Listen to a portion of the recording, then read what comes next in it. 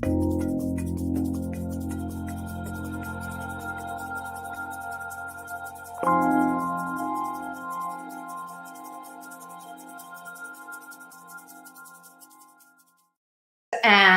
new friends and the people that I know here, I want to say hello to all of you. I'm Fran Costigan, the director of vegan pastry at the Ruby Online Culinary School and the lead instructor for Essential Vegan Desserts. I do the grading. I'm very happy to welcome you to the August edition of the Essential Vegan Desserts live event. This is a very interesting event for me because I did the same topic really just only about 3 months ago. Everyone can go to ruby.com live events and find my live events, which have been recorded, as well as all the other talented chefs and team members. So I suggest you do it.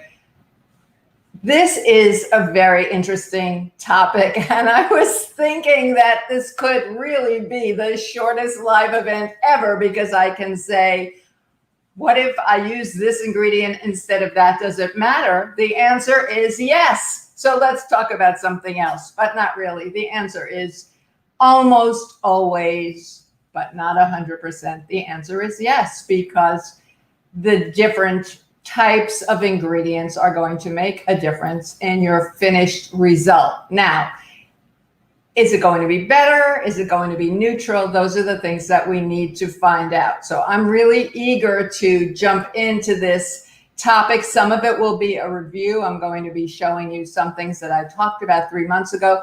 There is a link on the right side of your screen is the question and answer queue. And for anyone who has already put a question in, if anybody hasn't yet, it's very simple to type your question and I might ask you a follow-up question. Sometimes I do that. I like these events to be really interactive. And if you know something that I don't know, feel free. I have to apologize in advance. I might be doing a little coughing.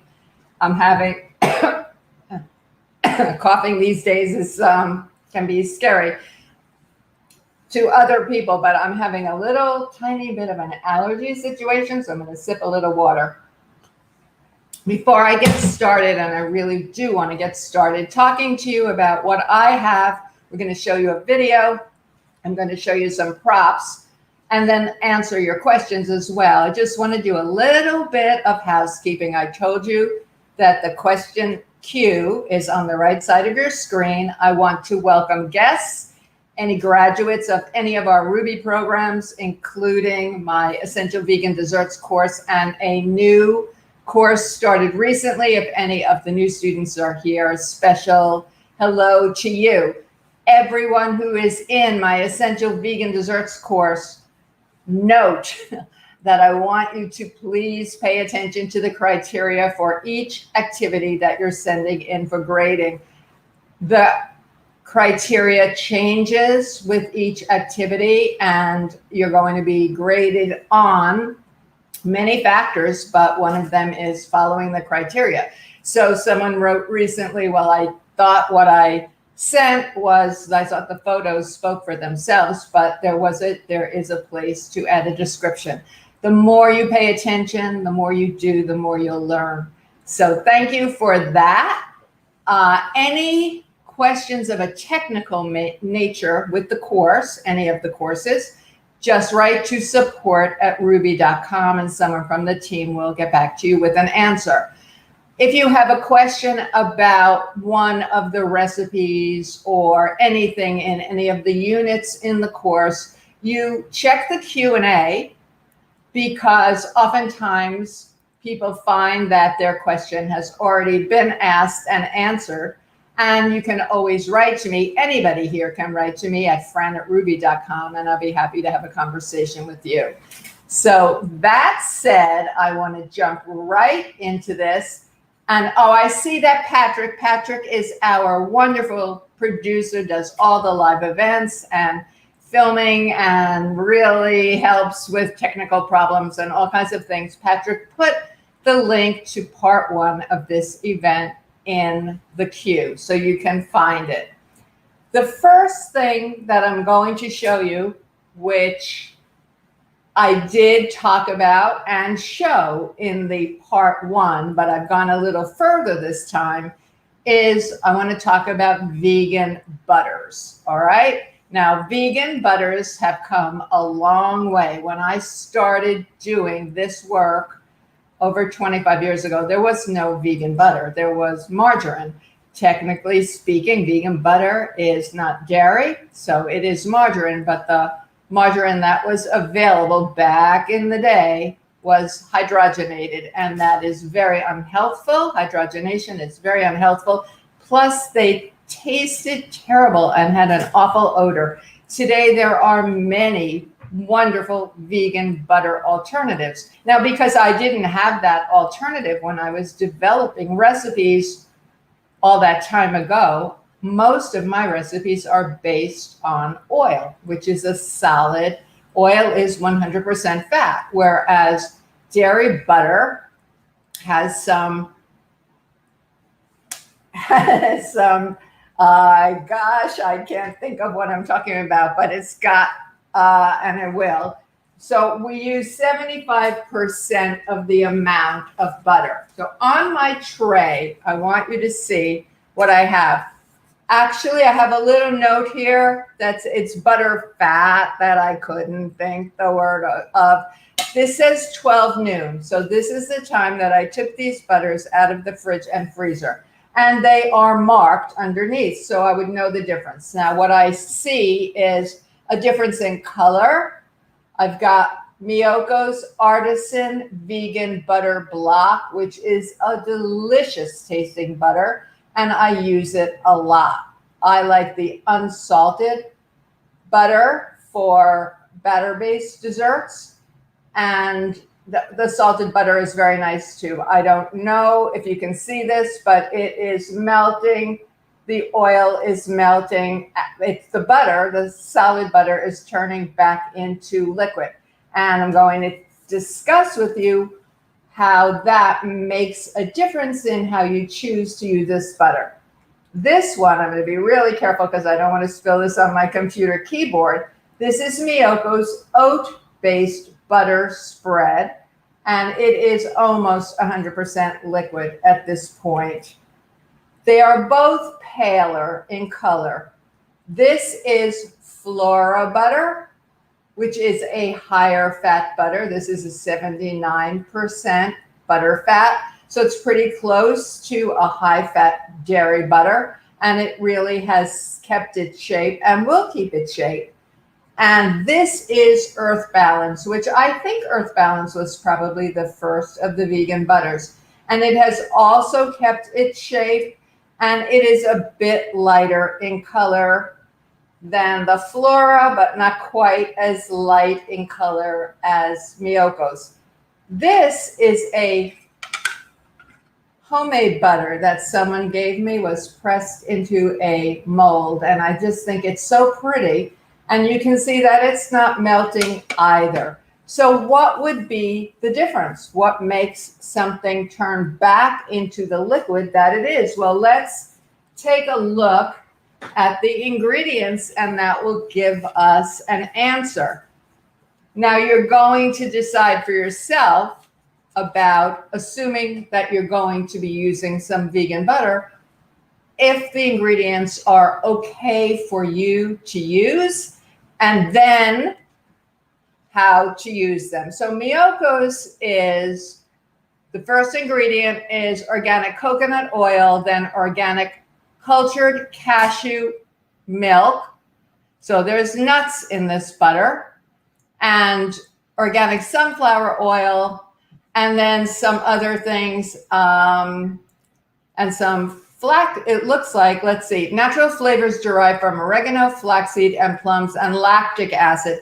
Lactic acid, I'm sure, is there to give it some of the culture taste, but it is also cultured. It is delicious, but this is not a butter that I would use to make a straight buttercream. You would have to add some shortening because you could see that it melts. And also, anyone who's doing laminated doughs, puff pastry, croissant, this is not the right butter to use. This is a delicious butter. I've used it to make pie crust. I've used it, and we've got a wonderful, we call it a cobbler in the course, but it's almost like, it's just wonderful. You melt butter in the bottom of the pan. You make a batter. You pour the batter over the melted butter. You do not mix the batter into the butter and then fruit on the top. And it just works a charm.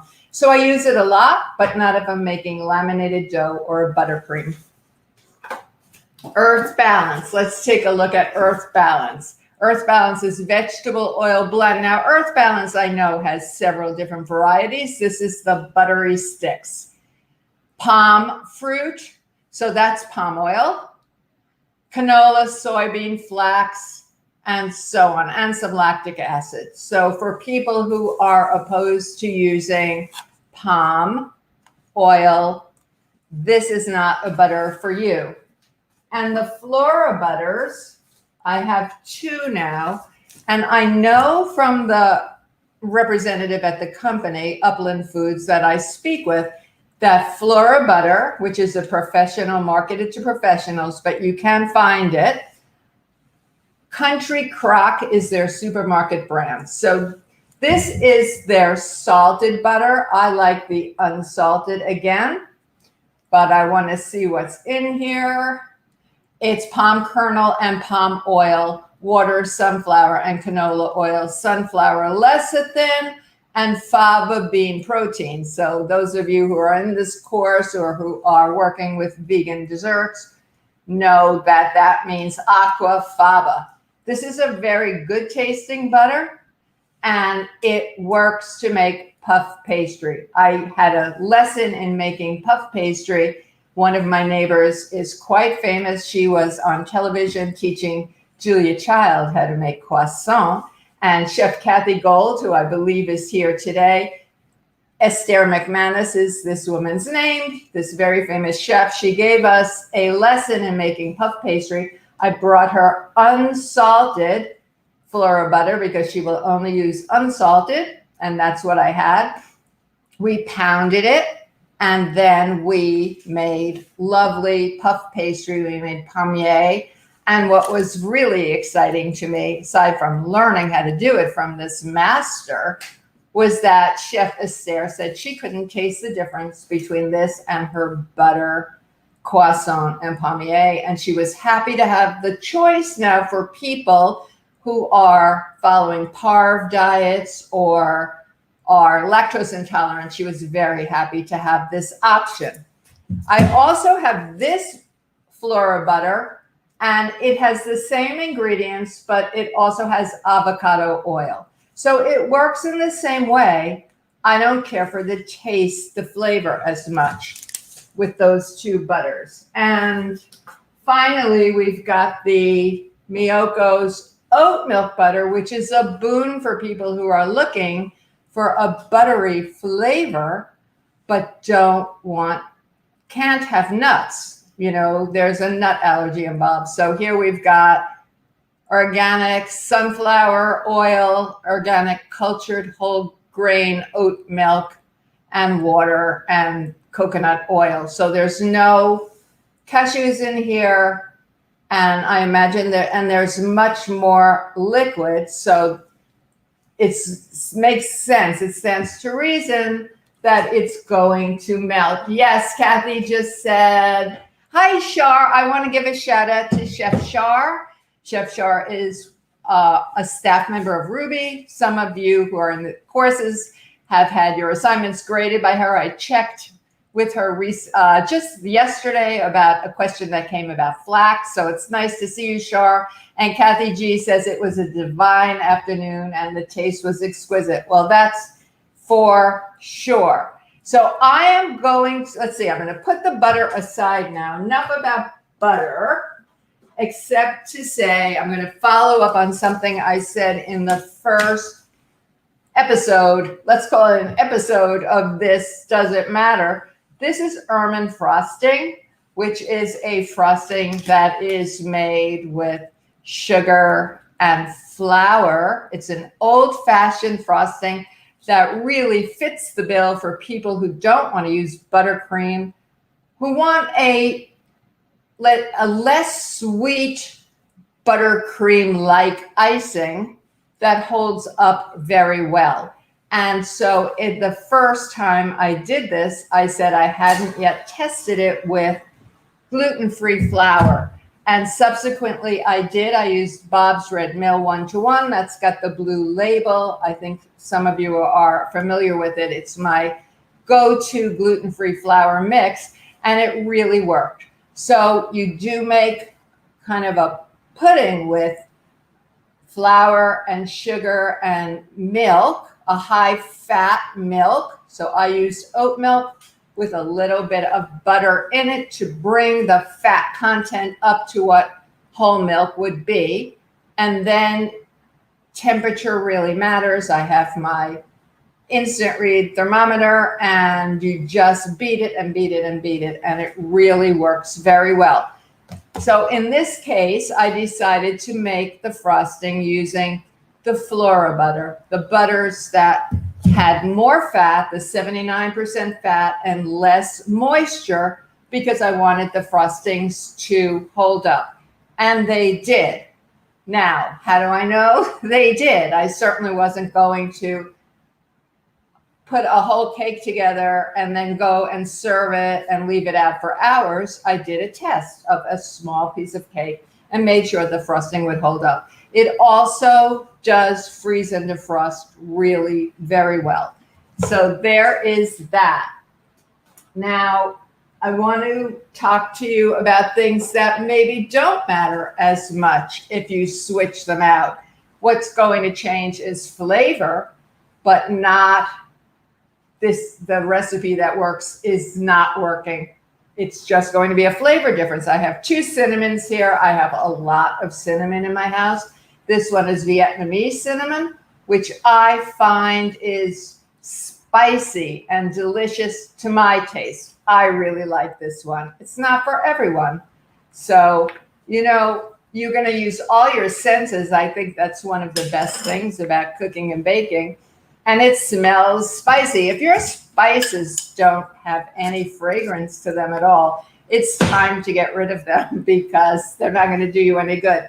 This is cinnamon burrum from Zanzibar, Tanzania. And it smells very good too, but different. And then there is sweet cinnamon that is probably more what we all grew up with. Cinnamon is said to be good for blood sugar regulation. So I like the flavor of it. It's something that I put on my every single morning oatmeal. So there is that. Now, I want to talk to you again about the differences in cocoa powder. We have an assignment in Essential Vegan Desserts that on the face of it looks really simple, but the students to a person over these 4 years have said how interesting it is. And it is comparing using natural or non-alkalized cocoa powder with Dutch process alkalized cocoa powder to make hot chocolate. When you're doing something like that, a beverage or a chocolate pudding, you can use any cocoa powder that you like. The recipe is going to work. It's about what you're used to. I like my chocolate powder, chocolate pudding made with Dutch process cocoa powder. To me, it's richer and chocolatey, and some of my friends and students prefer the natural. That doesn't matter. But if you read a recipe that calls for alkalized cocoa powder and you decide to use natural, you're going to have a problem. So I'm going to ask Patrick now to show you the video of making chocolate pudding, and then I'm going to show you a couple of different cocoa powders that I have pulled out of my pantry. To make this chocolate pudding, pour the sugar and salt into a medium-sized pot and then sift in the cocoa powder and cornstarch. .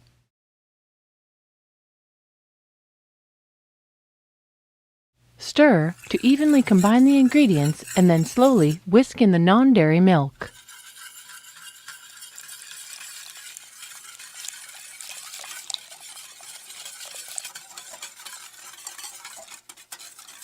Once the ingredients have been evenly combined, heat the mixture over medium-high heat.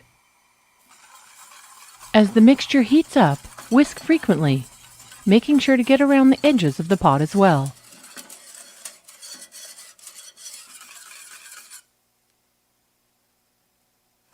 Once the mixture comes to a boil, it will thicken quite quickly.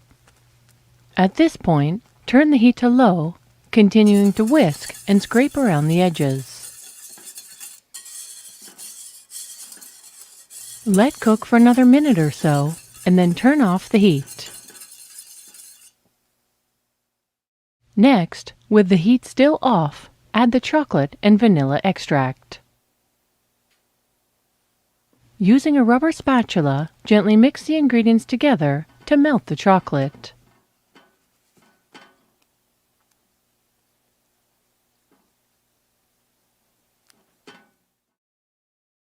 If you are not planning on serving the pudding immediately, place a piece of parchment directly onto the surface to prevent a skin from forming. When portioning the pudding, it is best to do this while it is still warm, as it makes it easier to pour. This pudding can be served either warm or cold, either on its own or with some fresh berries for garnish. Okay. All right, chocolate pudding. I love chocolate pudding. And in fact, that pudding is really quick, as you could see, but you see this? I make a mix of the dry ingredients. This is a half recipe because I am living alone, although my neighbors really like this pudding. And then all I have to do is add the oat milk in. Now, I use oat milk primarily, well, for a couple of reasons. I really like the way it works. I like the flavor. Oatly happens to be my particular go-to brand of oat milk. It also works for people with different dietary considerations. People who are nut allergic, you're not going to, if you're serving them, you have to avoid your almond milk or cashew milk or any of the nut milks. And I happen to like soy milk. Got a bunch of things here. So here's my oat milk. Here's my soy milk right out of my fridge. But there are a lot of people who are soy avoiders. If you're allergic to soy, I understand that. If you're looking at misinformation about organic soy being unhealthful, I suggest you do a little bit of looking at real information because it's good for you. And so you can make this chocolate pudding with any milk you want and with any cocoa powder. Again, that's a personal preference as to flavor. In terms of the sugar, the granulated sugar that's in the recipe, I developed this recipe using vegan organic cane sugar because I wanted the flavor to be the most reminiscent of the boxed chocolate pudding, if you know what I mean. That's what I grew up on. Recently, I started using coconut sugar, and I found it absolutely delicious. I actually don't think that it changed the flavor at all. I thought it would add a little bit more of a molasses undertone because to me, coconut sugar tastes like a mild, better tasting molasses. I say that because I'm a person that doesn't really like the flavor of molasses.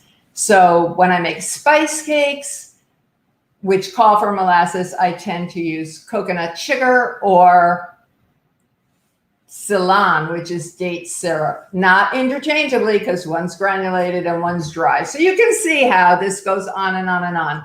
Now, in almost all of my recipes, I really stress that you have to use the correct cocoa powder. I'm talking about batter-based desserts because there are different leaveners to be used depending on which cocoa powder you use. Chocolate pudding, you use what you want.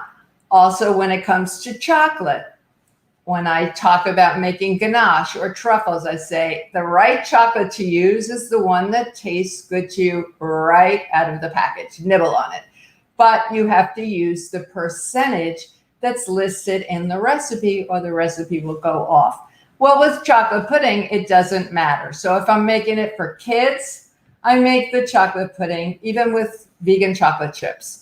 If I'm making it for myself or other adults, or to make the Brooklyn Blackout cake, which is chocolate cake filled and frosted with chocolate pudding and then crumbs are thrown all over it, then I'll use a darker chocolate. But here you have choices, and it's just such a crowd pleaser. And you make this chocolate pudding, you don't have any additives, you use the sweetener you want, you use the milk you want, you're good to go. So let's talk about cocoa powder.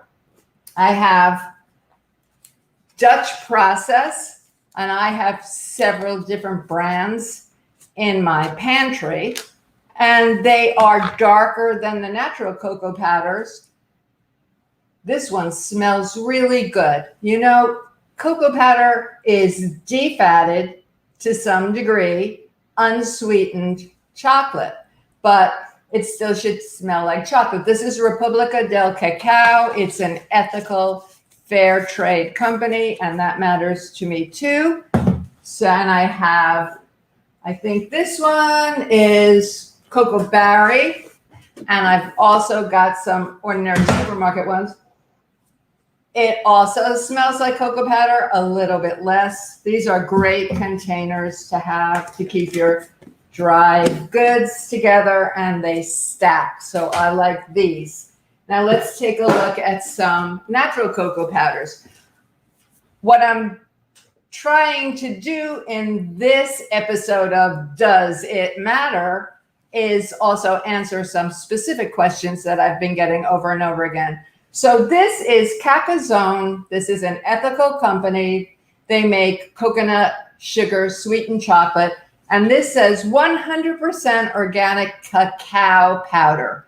So what's cacao powder? How does it differ from this is natural cocoa powder? And that's what it says, natural cocoa powder. I hope you can see that this is considerably lighter than the Dutch process. Hasn't been treated with an alkali. That does not make it unhealthy. Van Houten discovered this process. It makes the cocoa powder smoother, it dissolves more easily. It's less acidic, which is why the leavening matters. So this raw, supposedly raw cocoa powder is also light in color. Well, if you cook it, it's not going to be raw. But I have to tell you something else, and some of you have heard me say this over and over again. There is no such thing, technically speaking, as raw chocolate or raw cacao. The temperature of the beans while they're fermenting go well above the temperature that's allowable in raw cuisine. So that's something to remember. It's unroasted chocolate is what it is. So cocoa powder is divided in non-alkalized, natural, and alkalized, which is Dutch process. But it goes way beyond that, and somewhere here, I'm spinning around. Oh, so I also have an alkalized Dutch process cocoa powder taken to the extreme.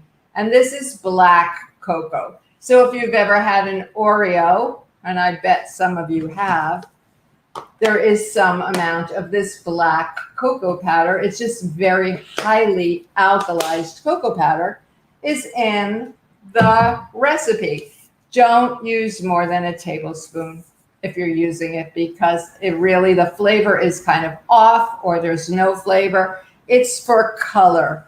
If you're using a natural cocoa powder and you want the best result, I like using a higher fat cocoa powder. This is a teeny tiny jar of Penzeys natural high fat. Cocoa powder ranges from 10% on the low fat side to 20, 22, 24% fat. It's still not a whole lot of fat. So I think I'm going to break this up and stop talking a little bit and take a couple of questions.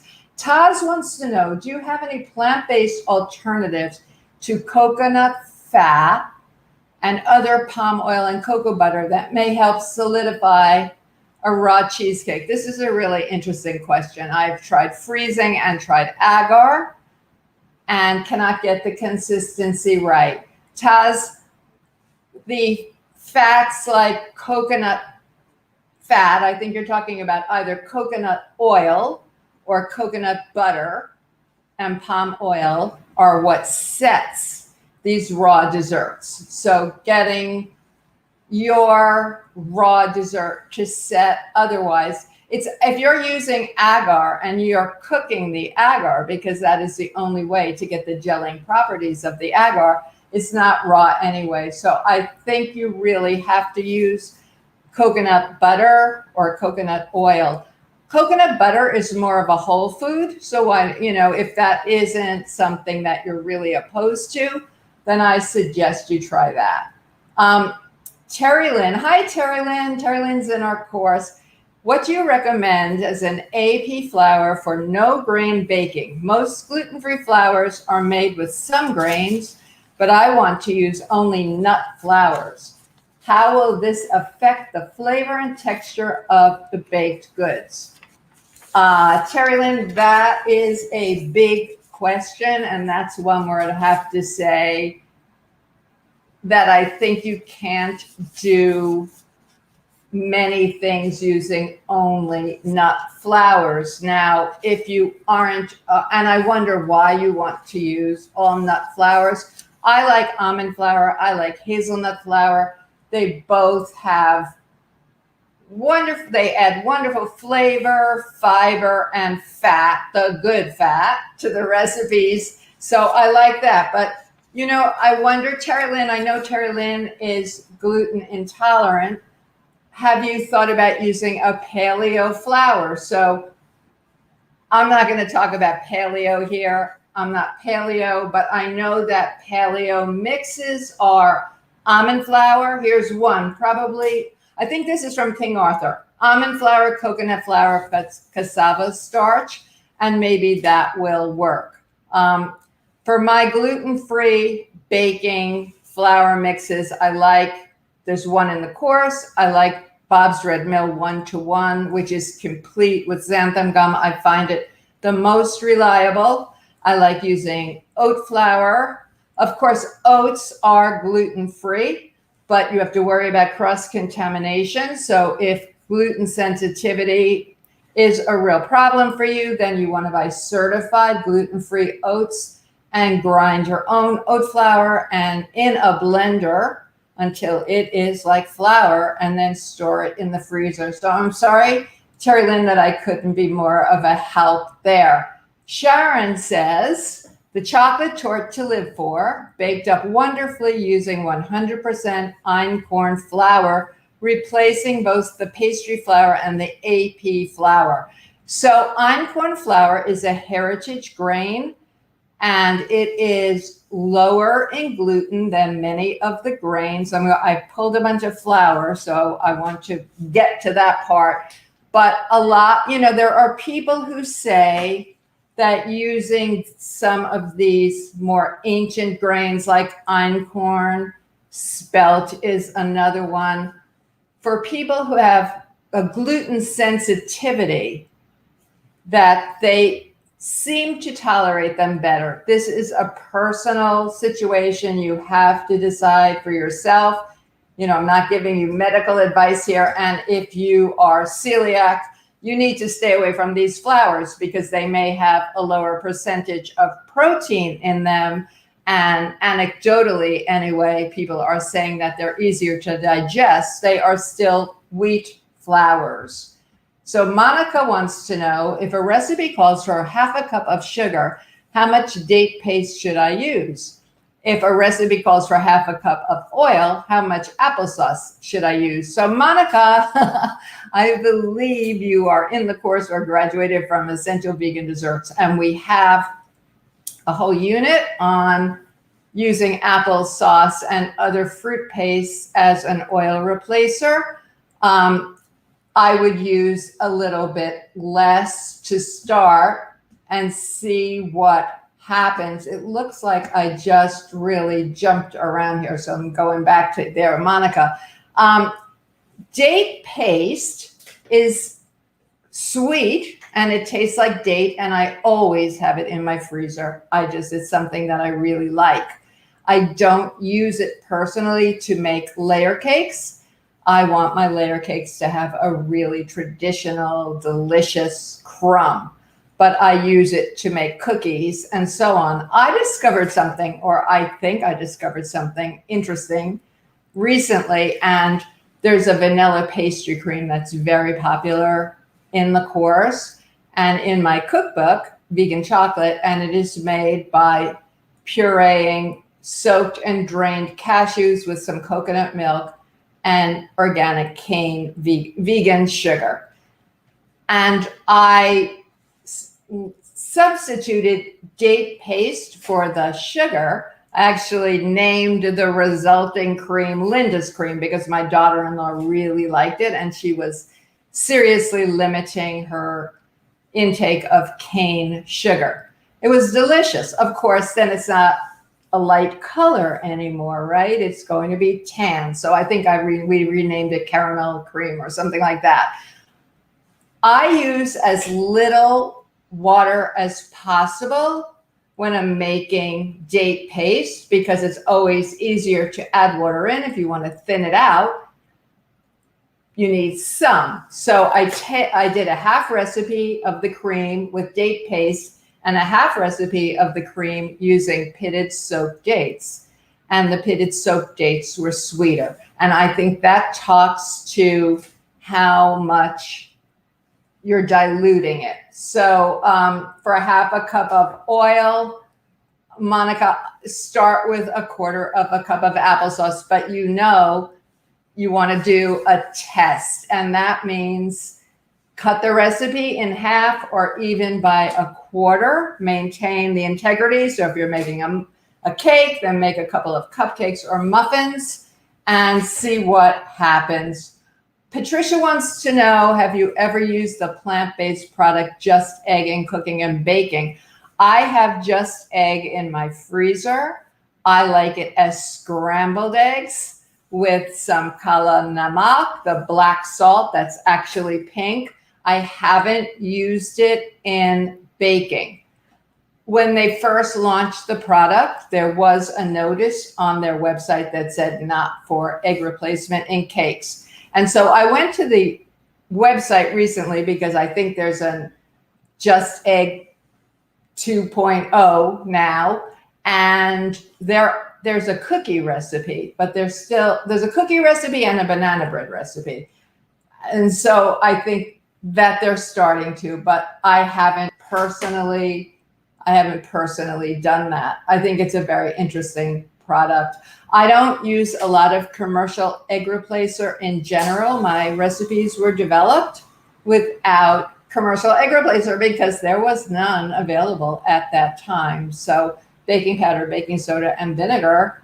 Today I use sometimes a little bit of flax gel or chia gel, and I've tested some of the powdered egg replacers, and occasionally I'll use aquafaba as an egg replacer.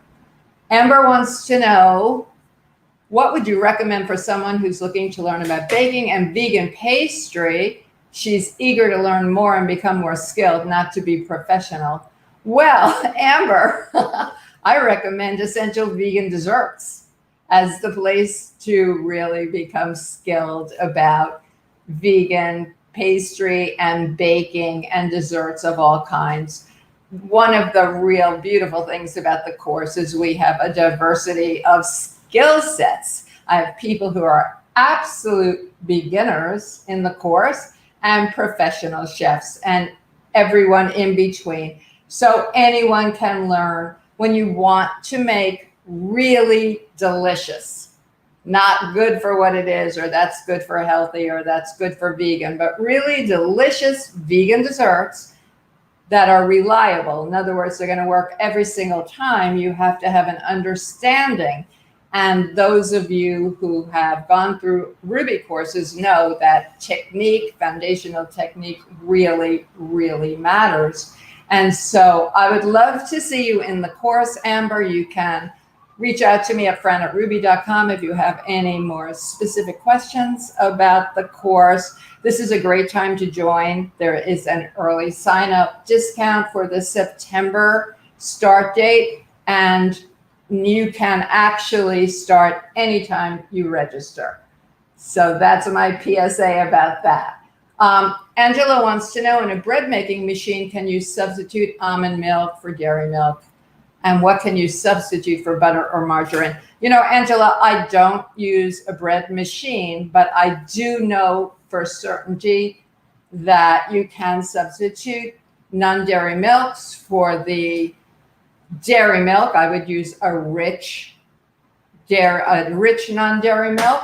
And in terms of what you're going to use for vegan butter or margarine, if you were here just a little while ago and I showed all those butters, Miyoko's and Earth Balance and Flora, and I understand Violife is coming out with a butter soon, and I'm curious to, I'm always interested in tasting the new products. So Mary, hi Mary, it's good to see you. Mary is a graduate of Plant Pro and Essential Vegan Desserts and a real expert in extra virgin olive oil.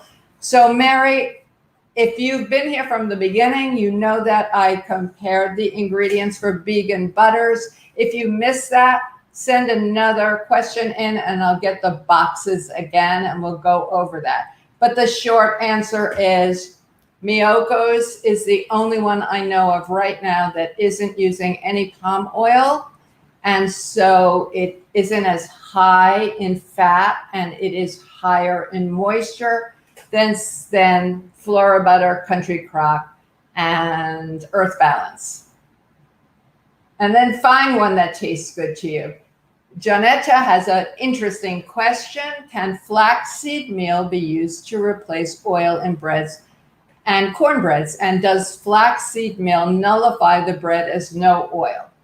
Well, let's talk about flaxseed meal. I don't ever buy flaxseed meal because flax seeds, which are very healthful, can go rancid when the meal, in other words, the ground flax seeds can go rancid very, very quickly. And I don't know how long that meal has been setting on the supermarket shelf. So I buy whole flax seeds. I prefer the golden ones, but any flaxseed will do. And then I grind a particular amount at a time in a little nut and seed grinder and keep that meal in my refrigerator. I even have a little spoon in the jar so that it makes it very easy for me to put it on my morning oatmeal every day. So I don't think of flax meal as an oil replacer as much as I think of it as a binder. In terms of, does the flaxseed meal nullify the bread as no oil? Not at all. And I actually have a note about that somewhere, so I'm going to look for it. No, it is a whole food. It is a whole food, so you don't have to worry about that. Regina wants to know, do I have a source for buying Flora multipurpose cream? Let me get that. I mean the cream, not the source. So this is a relatively new product, or certainly new to me. It's called Flora Plant Cream. It's a whipping cream, and it really works for people who want whipped cream or to have recipes using a heavy cream. This is the one to use. It has to be kept in the refrigerator, and I think it's 81% fat. So let me show you. I just happened to have used it the other day to make the drop biscuits in the course. Drop biscuits are typically made with flour, heavy cream, and baking powder. The drop biscuits we have in the course are made with flour, some almond meal I think it ups the flavor, it ups the nutritional value, and coconut milk, full fat coconut milk. The other day, because I had a container of the Flora cream open, I decided to use the Flora cream since the typical drop biscuits are made with heavy cream, and it worked great. And then I whipped some, and it really whipped beautifully. Now this is 2 days old, so it whips really well. Most shops are requiring that you do buy a case. I'm very lucky in Philadelphia. If anybody is in this area, there's a shop called V Marks the Shop that has Flora cream in the refrigerated case, and that's where I get it.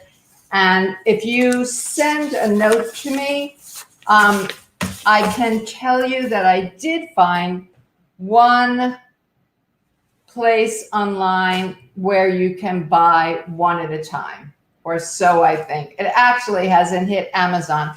The representative at the company told me he expects it's going to be available in stores, in supermarkets, but not for a year. So Regina, send an email to me. Anybody else who's interested, just put Flora Butter in the line, and I will tell you where I think you can get it. And if you have friends where you can buy a case and share it up, that's what I do with my friend Chef Kathy Gold and Dory Passon, another Ruby graduate, and Andrea Corby Fine, who's another Ruby graduate. We all live in this area. We buy a case of something we want, whether it's some tahini or Flora cream or Flora butter or anything like that, big things of flour, and we divide it up. So that's something you can think about. Monica wants to know which vegan butter or oil is better for cookies or scones. That depends on the flavor profile that you're looking for in the particular recipe, Monica. I made shortbread last week. I really like the show Ted Lasso, and every time I like shortbread, but every time that little pink box came out, I wanted to make some. So I found a recipe for shortbread cookies with rosemary, and I have rosemary growing in my garden. So I loved the idea of that. The first batch, I divided the recipe in half, and I used extra virgin olive oil from California Olive Ranch. I didn't want a real strong flavor of olive oil, and their everyday oil is on the neutral side. And the cookies were delicious. And then the next time this particular recipe is made with a melted fat, and it was butter fat that I couldn't think of in the beginning in the butter. So then I melted some butter and I made the cookies with butter. And I liked those too. They tasted more buttery. So that's what I would say. It depends on the recipe. If you have a recipe that calls for creaming a solid shortening, you're going to use a vegan butter or coconut oil that isn't melted. And if you have a recipe that calls for a liquid fat, you can use oil or butter. I think I skipped a question from Carol. Does coconut cream whip to a buttercream consistency?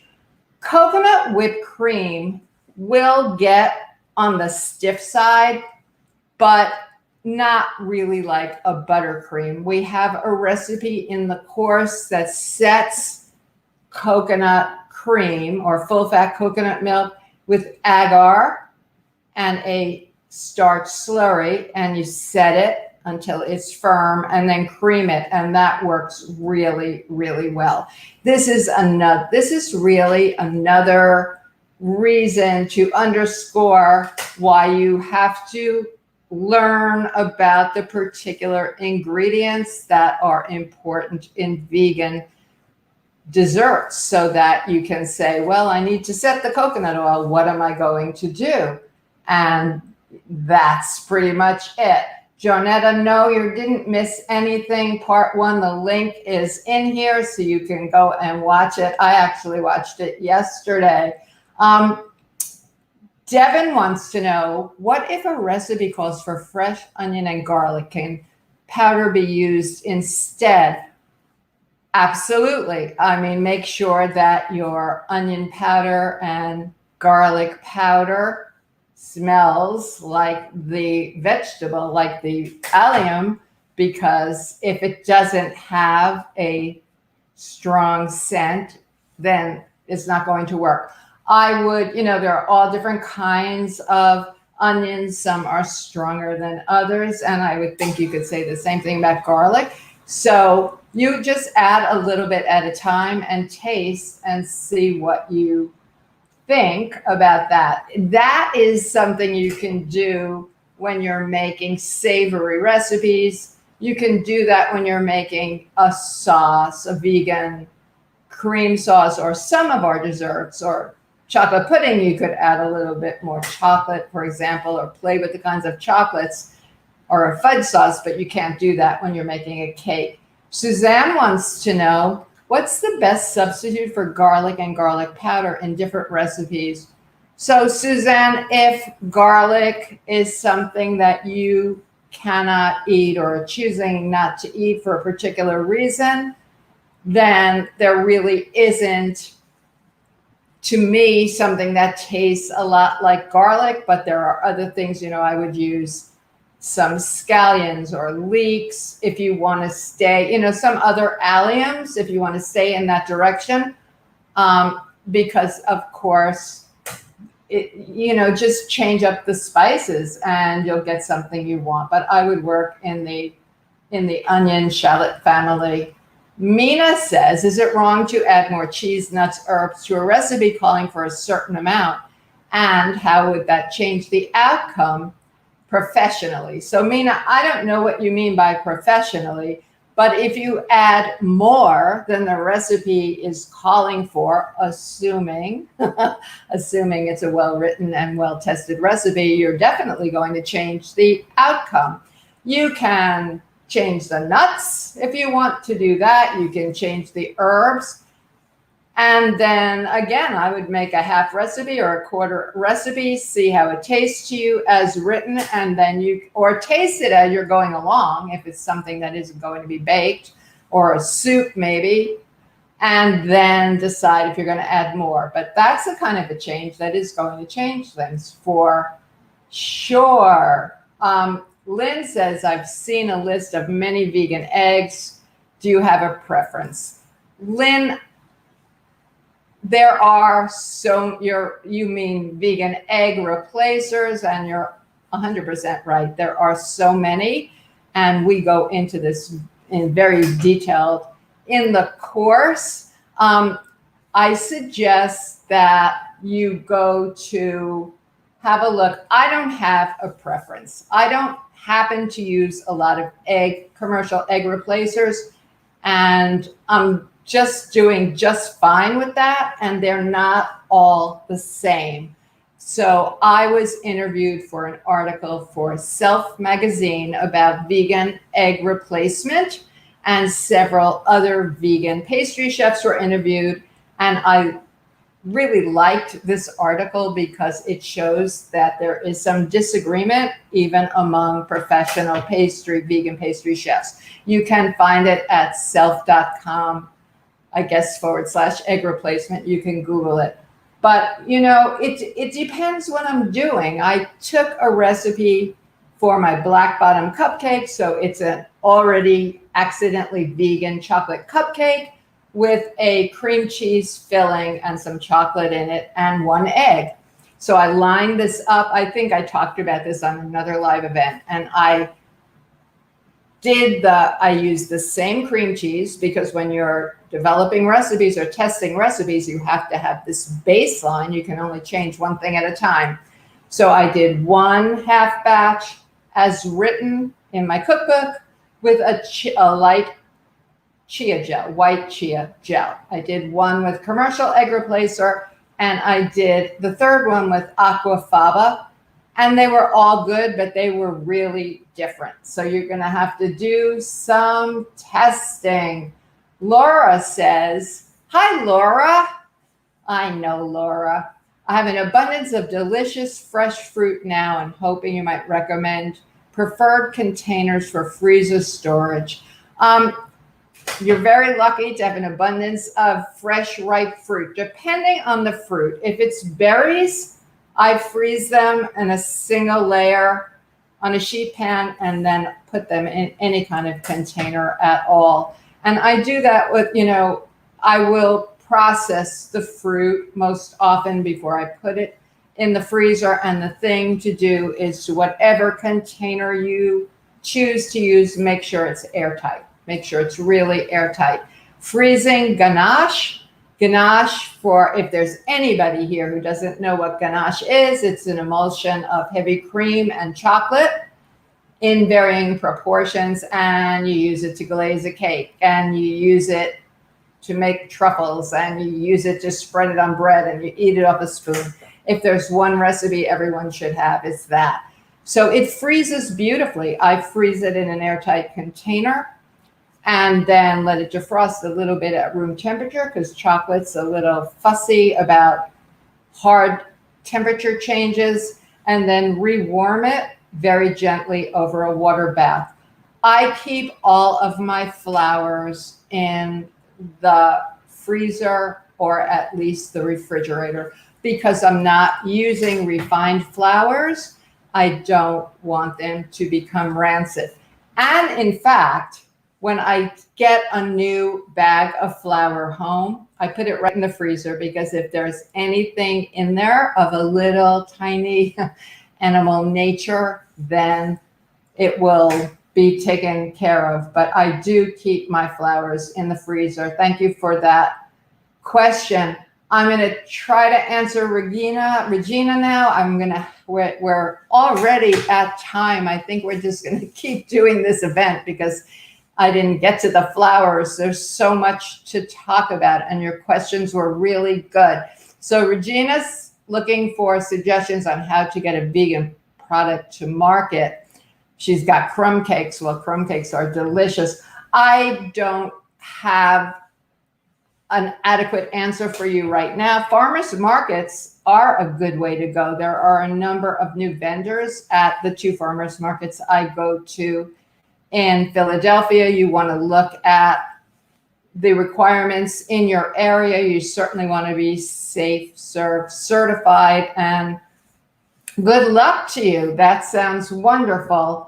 So I feel like I moved to Philadelphia, but I'm still a New Yorker in terms of the fast talking. So thank you everyone for being here. It certainly made my afternoon a lot more pleasant. I hope that I will see you all again in September for the next live event. I can hardly believe it's August, actually, and that I'm saying see you in September. Everyone stay safe, stay healthy, stay happy, eat well, and thank you for spending this time with me. Bye.